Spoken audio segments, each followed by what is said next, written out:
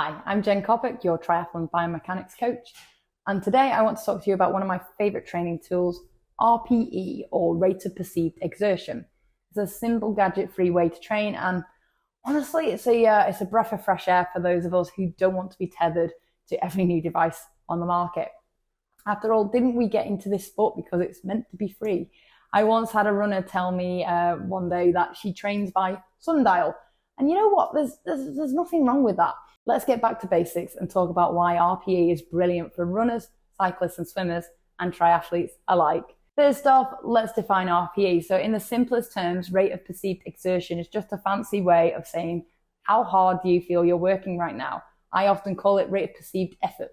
It's about listening to your body instead of getting bogged down by numbers on a screen. RPE is measured on a scale of 1 to 10, where 1 is lounging on the sofa, and 10 is you sprinting up a hill, gasping for air, wondering why you thought this was a good idea. Here's a quick rundown. 1 to 2 would be a very light effort. Think strolling through the park. 3 to 4 would be light to moderate effort. You could chat, wave to people, probably still smiling. 5 to 6, moderate to moderate hard effort. So you're breathing a bit faster, but all is good, all is good. 7 to 8 would be a harder effort. So shorter sentences, breathing heavy starts kicking in. You might be splitting up your words. And 9 to 10 would be a very, very hard maximum effort. You're barely speaking, your legs are screaming, you're questioning your life choices. So why train with RPE? So first reason would be it's a return to simplicity.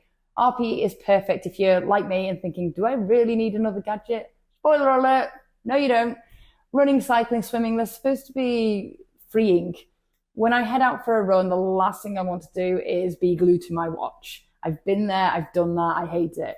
That's where RPE comes in. Whether you're running by sundial, again, respect, or swimming in the open water, RPE allows you to focus on how your body feels rather than obsessing over pace, heart rate, or power numbers.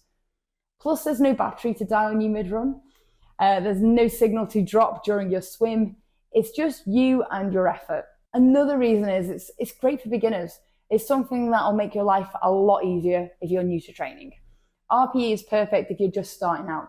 You might not have all your training zones set up. So those zones, those fancy heart rate, power-based categories, they're only as good as the data behind them. And if you're a beginner or you're improving really quickly, chances are those zones might not even be set right. RPE cuts out all the guesswork. So if you think like maybe you're on a run, you're feeling really good, but you don't have a clue if you're in zone 2 or zone 5, with RPE, you can just ask yourself, how hard am I working? It's a great way to get a feel for your body and ensure you're not pushing too hard or slacking off, especially when you're still figuring out your training rhythms. It's also adaptable to all conditions. So that's one of the things I love about it, is that it adapts to pretty much anything you throw at it. So if you've ever noticed how your heart rate spikes when you're stressed, or you've hit a big hill, or you feel like you're dragging and it's 30 degrees outside, glorious sunshine, that's where RPE comes in. Whether you're dealing with high altitude, a hot day, or stress or sniffles, because, well, let's face it, we all train when we're a little bit under the weather. RPE adjusts. It's also great for those days when you're feeling mentally or physically drained. Rather than forcing yourself to hit a certain number on a watch, you can simply adjust your effort based on how you're feeling. It's like giving yourself permission to go easy or push harder depending on the day that you're having. It also helps prevent overtraining because, let's face it, we all get caught up chasing numbers at times. So it leads to overtraining.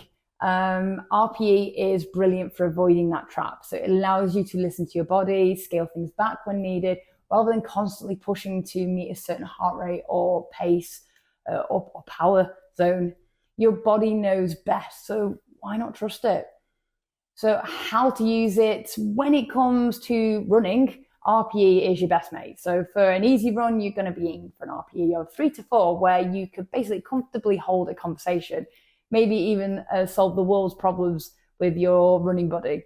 Okay, that's typically where you'd sort of put zone 2. It's that sweet spot where you're working, but you're not breaking a sweat, really.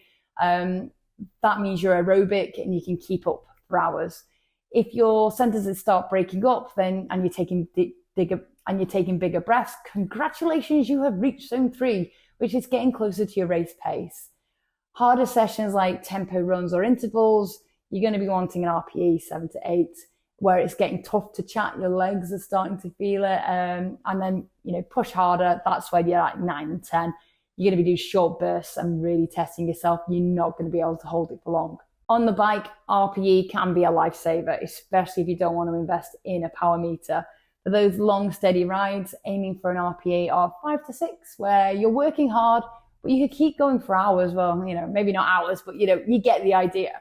When you hit any hills or your favorite Strava segment, or maybe you've got to crank it up for your set intervals for the day, an RPE of 8 to 9 where your legs are starting to burn and your focus is narrowing, that's perfect. So RPE is brilliant for cycling because it adapts to changes in terrain or wind.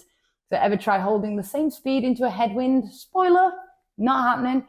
With RPE, you just adjust naturally to conditions. Swimming with RPE is where RPE really shines because, let's be honest, tech gadgets aren't the best underwater.